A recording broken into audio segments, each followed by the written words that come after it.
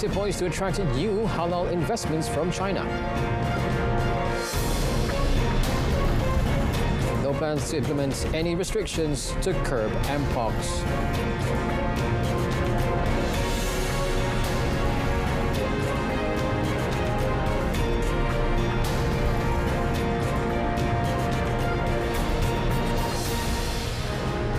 Good evening and salam Malaysia Madani. Thanks for joining us. I'm Otto Othman and you're watching Malaysia Tonight.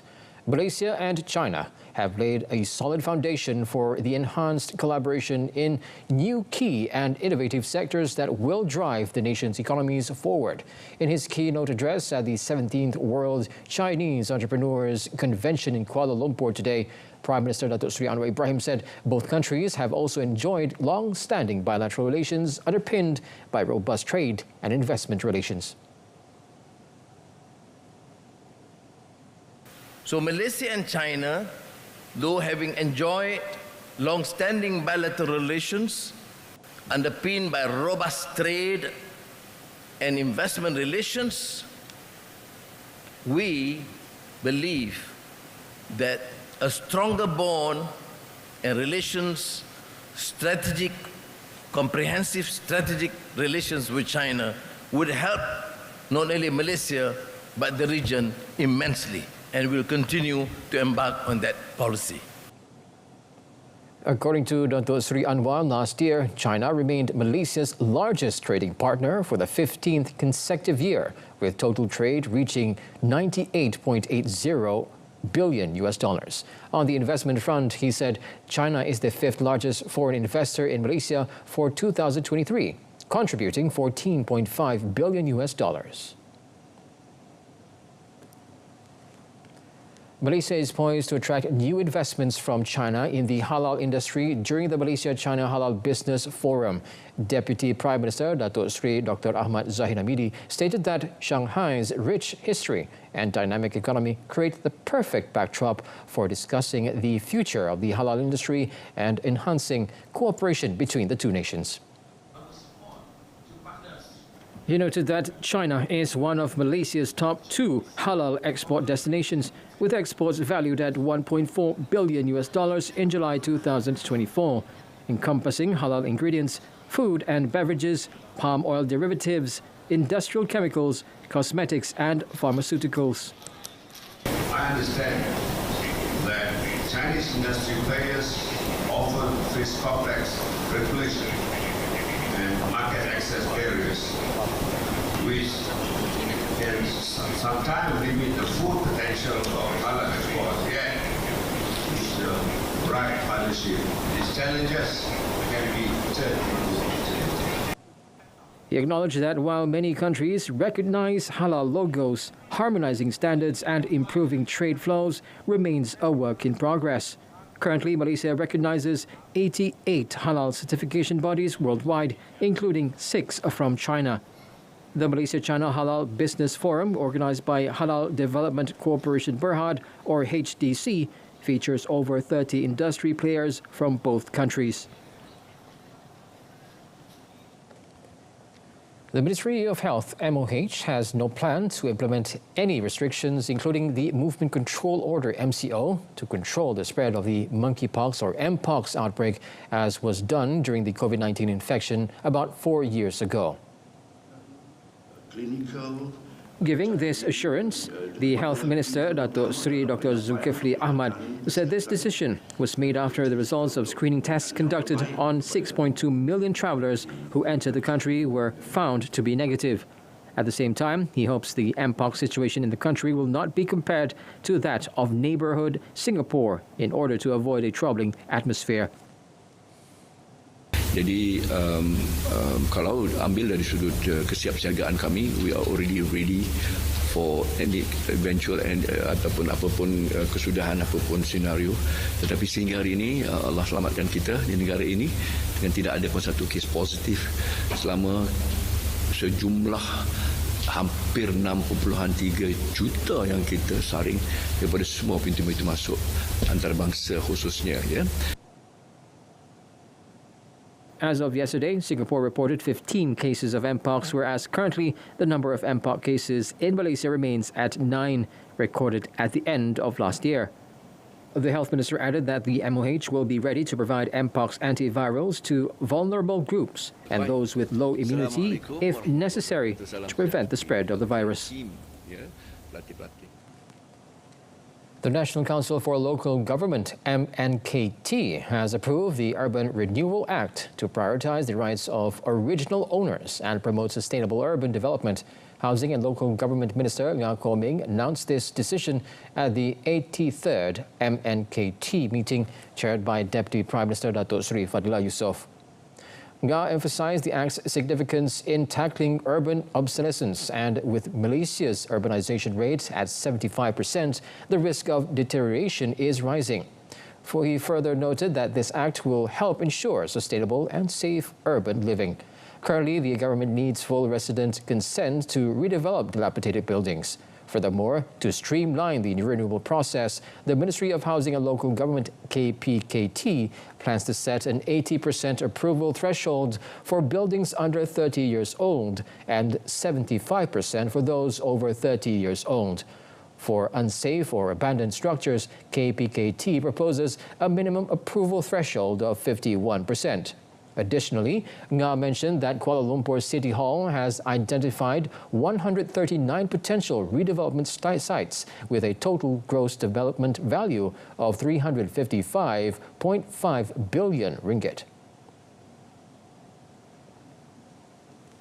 Syarikat Perumahan Negara Berhad SPNB has developed a total of 68,803 Rumah Mesra Rakyat, or RMR, since the program was introduced in 2002.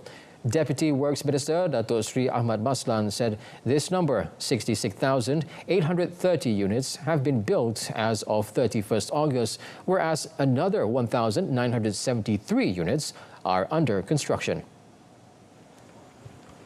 Speaking in a press conference after a walkabout program and RMR inauguration in Kampung Tengah Kluang today, Datuk Sri Ahmad said in Johor, a total of 8,013 units are being constructed, with 57 of them being in Kluang. He added that the RMR financing scheme has successfully helped the targeted group, that is, those who own land, to build their comfortable residential homes.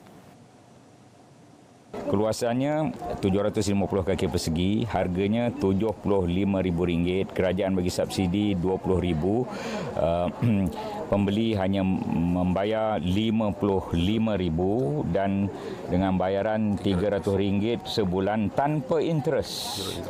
16 Biliknya ada 3, bilik airnya ada 2 dan dia menepati ciri-ciri rumah rumah Islamik lah. Islamic house, yang mana apabila kita buka pintu bilik-bilik itu tidak menghadap ke ruang tamu. Satu lagi, position rumah itu, tandasnya apa semua tidak melibatkan kiblat, ya, tandasnya.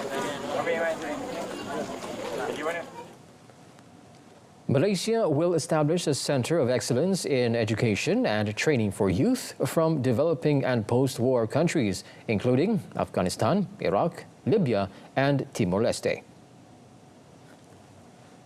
Higher Education Minister Datuk Sri Dr. Zamri Abdul Kadir announced this following a bilateral meeting with ASEAN and East Asian Economic Studies Institute, or ERIA, President Professor Tetsuya Watanabe, and World Bank Group lead, trade specialist Dr. Roberto Echandi, during his visit to Switzerland from 6th to 9th September. The minister highlighted that this initiative aligns with the Ministry of Higher Education, or KPT's, goal of enhancing educational access for these nations, enabling them to pursue higher education and contribute to their countries. He noted that Malaysia supports this proposal as part of KPT's focus on internationalizing higher education. During his 4-day visit, Datuk Sri Zamri engaged in various bilateral discussions and delivered keynote speeches to strengthen cooperation and promote the internationalization of higher education. He concluded that the visit has yielded positive outcomes, further enhancing bilateral relations and strategic cooperation for talent development and educational internationalization. The Public Service Reform Agenda, mooted by the Chief Secretary to the Government KSN, Tan Sri Shamsul Azri Abu Bakar, will focus on 5 key result areas and be strengthened with 20 strategies. Now, the 5 key result areas are appreciation of values and governance, human capital development, organizational development, service delivery, and empowering public and private synergies. Untuk merealisasikan agenda ini, kita tidak boleh bergerak sendiri. Sebaliknya, kita akan menggunakan pendekatan yang saya perkenalkan sebagai AI strategi atau Associated and Integrated Strategy. Associated ini menekankan konsep whole of nation melibatkan sektor swasta, dan integrated menekankan konsep whole of government yang melibatkan integrasi antara jabatan kerajaan. Speaking at the KSN Leadership Aspiration Program in Putrajaya today, Tan Sri Shamsul Azri said the public service reform agenda would also be empowered by 2 key enablers that will help map the success of public service reform, namely monitoring, measurement and performance evaluation, and total communication.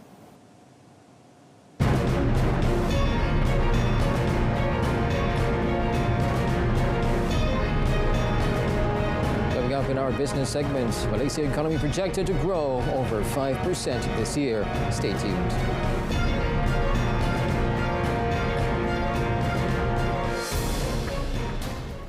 Now, Malaysia's economic growth is projected to exceed 5% this year, supported by the domestic economic environment and recovery in external demand. Hong Leong Investment Bank, HLIB, and CIMB Research maintained the gross domestic product growth forecast at 5% and 5.2% respectively. According to HLIB, this forecast is supported by an improved labour market and domestic policies that continue to drive consumer spending. The country's labour market is expected to remain stable throughout the year, driven by increased tourism activities, expanded exports, and employment-related initiatives under various national master plans. Meanwhile, CIMB Research believes that the economy will be driven by the expected recovery in external demand due to global technology cycle. It also reflects strong domestic spending, supported by robust investment and resilient consumer spending in the second half of the year. Juwai IQI, an international real estate technology group, urges the government to prioritize new housing development and enhance living conditions in affordable housing areas in the upcoming budget 2025. Co-founder and CEO Kashif Ansari suggested that improvements in quality of life could include installing new streetlights, building sports parks, and renovating aging homes.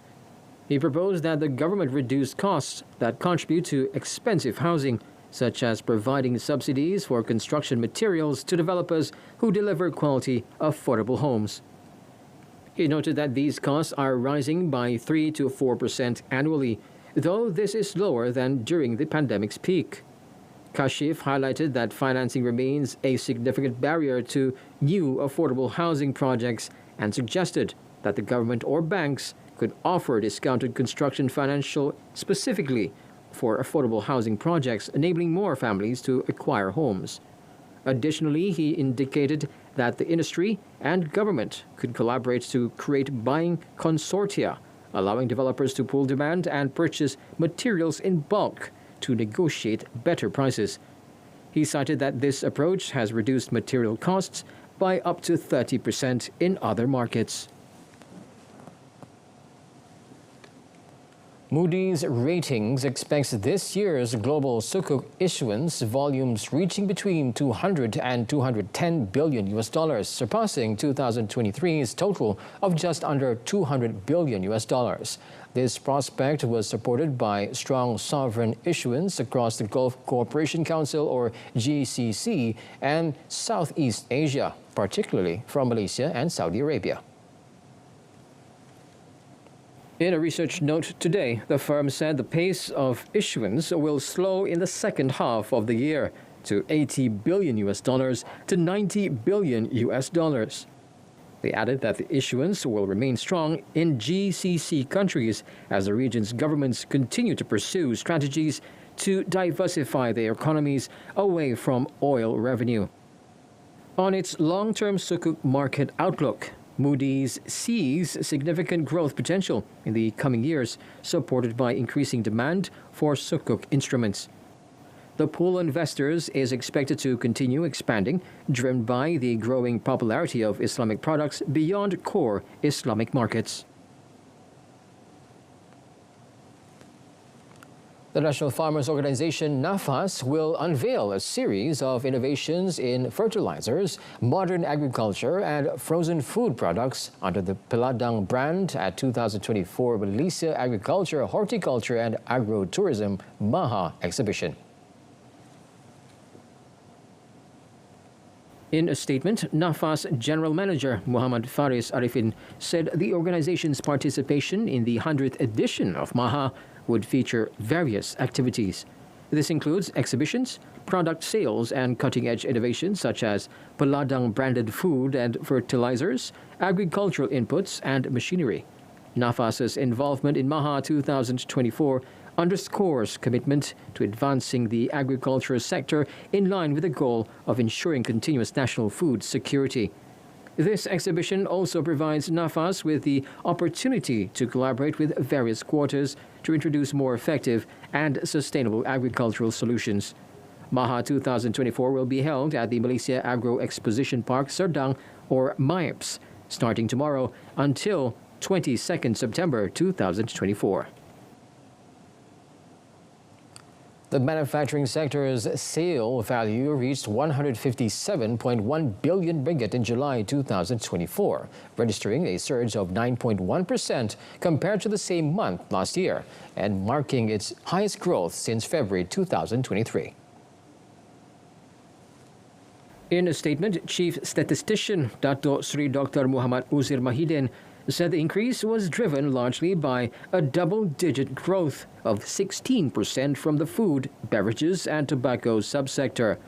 This was followed by electrical and electronics products at 8.2%, and the petroleum, chemical, rubber and plastic at 6.2%.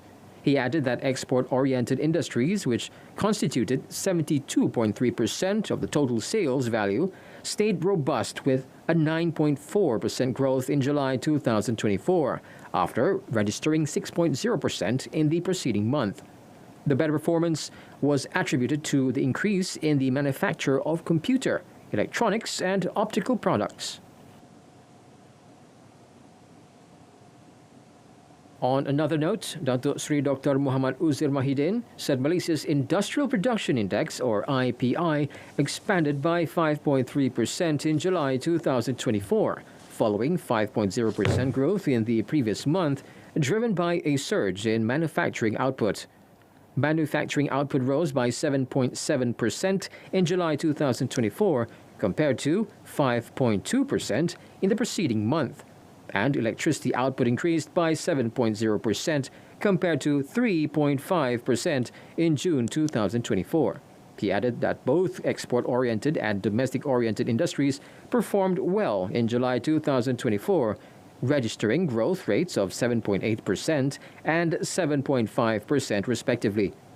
Datuk Sri Dr. Muhammad Uzir also highlighted that for the first 7 months of 2024, the IPI increased by 4.1% compared to 1.1% in the previous corresponding period.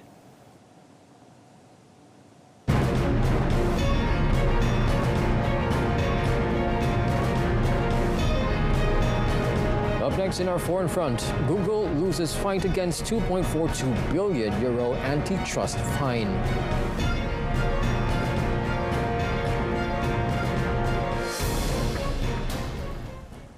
Japan's Tokyo Electric Power TEPCO restarted the trial removal of nuclear fuel debris from the Fukushima Daiichi plant.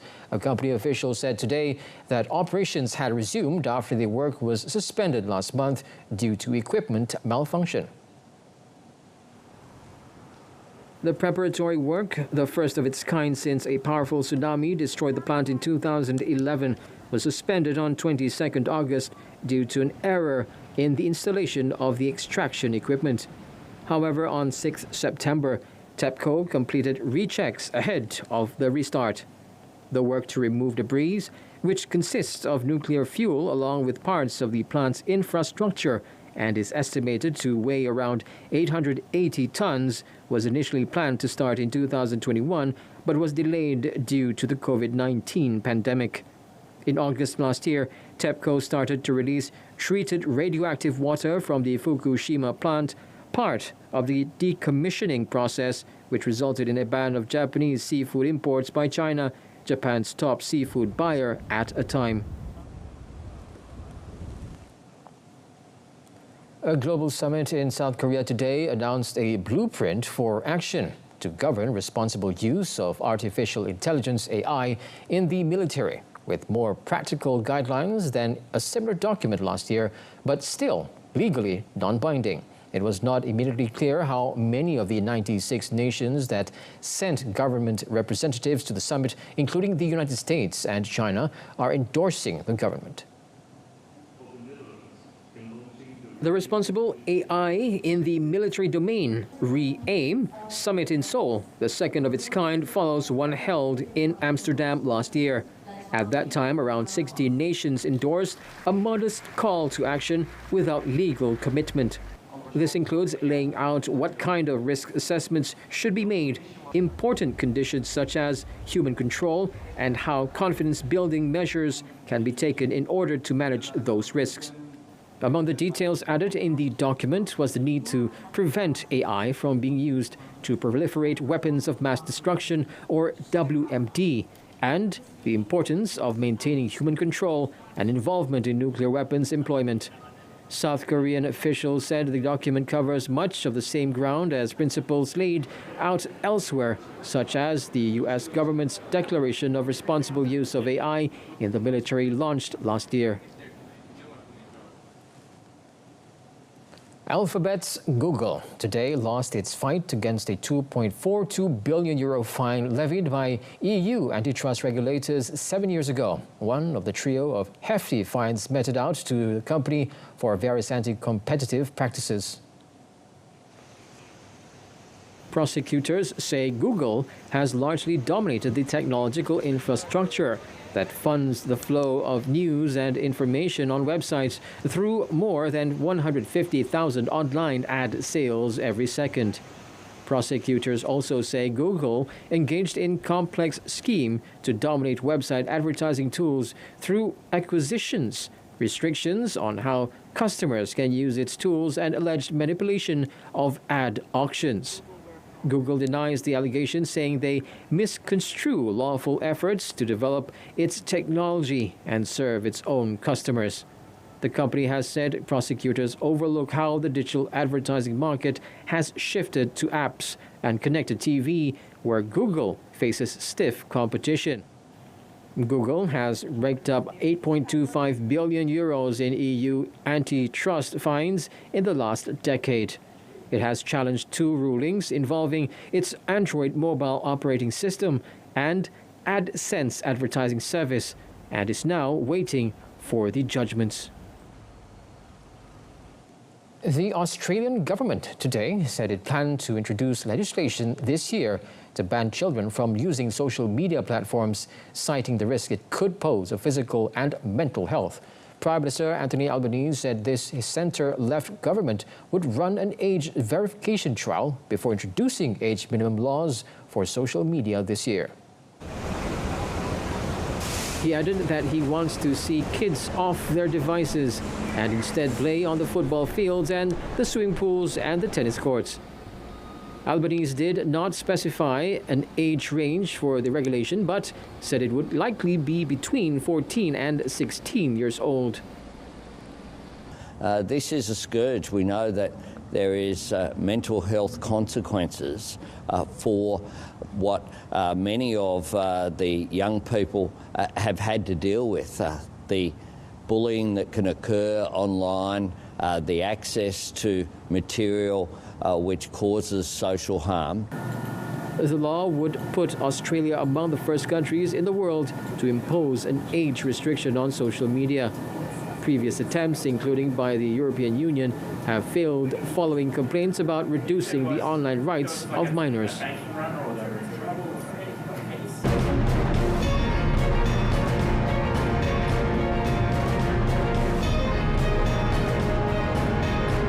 Still to come in sports, Odegaard injured in Norway clash against Austria. England captain Harry Kane will earn his 100th cap for his country when they host Finland in the Nations League at Wembley tomorrow morning, becoming the 10th player to reach the mark. Now, the 31-year-old Bayern Munich striker, who has scored 66 goals in 99 appearances for England since his debut in 2015, is the first player to become an England men's centurion since striker Wayne Rooney in November 2014. Yeah, I'm excited. I'm excited for the game. I'm excited to be back at Wembley, and I think I feel in really good shape. I feel both physically and mentally, at a peak in my career. And I think, just watching other players, like watching Ronaldo score his 901st goal yesterday, and seeing him compete at I think 38 or 39 years old, just inspires me to play for as long as possible. I love this game. I love representing England more than anything. The Football Association in a statement said that they will pay tribute before the UEFA Nations League fixture with a special pre-match ceremony that will include the presentation of a gold cap. Before kicking off, the FA said they will also pay tribute to former England manager Sven-Göran Eriksson, who died at the age of 76 last month. Martin Odegaard suffered what appeared to be a serious ankle injury as Norway beat Austria 2-1 in the Nations League yesterday, with goals from Felix Hohenmeier and a late winner from Erling Haaland. The Arsenal skipper left the pitch after receiving treatment for several minutes in the second half, following a collision with Austria's Christoph Baumgartner, and Norway boss Ståle Solbakken said it looked bad. Solbakken confirmed that it was a sprain and said that with luck, it can turn out to be less serious if the ligaments are not torn. Norway's Dr. Ola Sand added that the 25-year-old was doing well, but that an MRI could be carried out tomorrow. Sand added that ankle sprains are difficult to deal with straight away, so the medical team has to see how things go forward. Norway are second in League B, Group 3, level on 4 points with Slovenia, who they will play next later today. Well, that wraps up Malaysia Tonight this time around. In our top story, Malaysia poised to attract new halal investments from China. Till then, I'm Otto Othman, Malaysia Madani, Jiwa Merdeka. Thanks for watching.